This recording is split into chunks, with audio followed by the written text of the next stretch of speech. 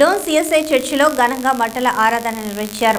మానవాళి పాపం పరిహార్థం దేవుడే మానవుడే దిగివచ్చి తన్ను తాను బలి పశువుగా శాపగ్రస్తమై శిలువపై తన ప్రాణాన్ని అర్పించారు. అది గుడ్ ఫ్రైడే. ఆ బలియోగం కొరకు బలి పశువు ఊరేగించి బలి పీఠంపై యొద్దకు తీసుకెళ్లినట్లు యేసు ప్రభును ఊరేగింపుగా ప్రయాణం చేసిన రోజునే మట్టల ఆదివారం అని పిలుస్తారు. భక్తులు మట్టల చేత పట్టుకొని గుడి చుట్టూ ప్రదక్షిణం చేశారు. ఈ సందర్భంగా చర్చి చైర్మన్ మద్దెల బెంజమిన్ మాట్లాడుతూ, దేవుని బిడ్డలారా, ప్రపంచానికి సమాధానం లేనప్పుడు అందరూ పాపం చేసి దేవుని మహిమను పొందలేకపోయిన సమయంలో తండ్రైన దేవుడు తన ప్రియ కుమారుని ఈ లోకానికి అందరి పాపంలో నిమిత్తమై ఆయన శిలువ భరించటకు, ఆయన రక్తం చేత సమాధానపరచుకోవడానికి ఈ లోకానికి పంపి ఉన్నారు.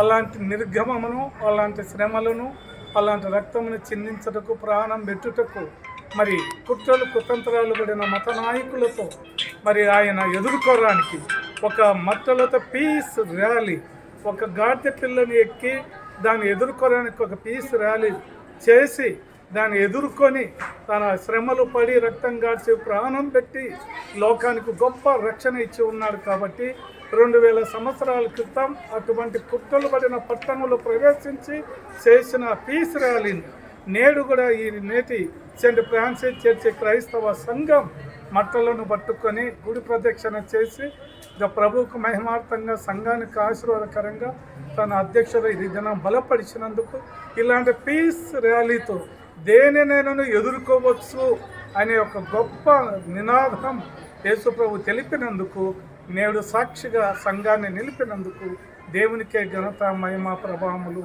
చెల్లించుతున్నాం.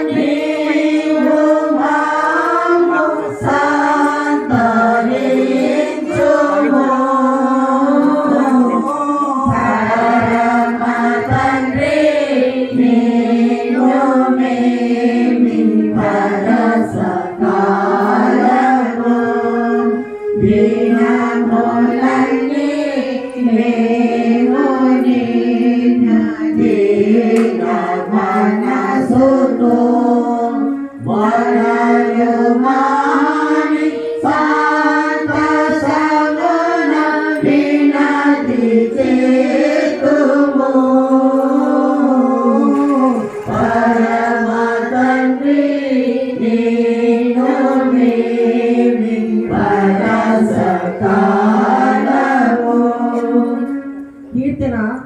593వ కీర్తన 593. యేసువా జయము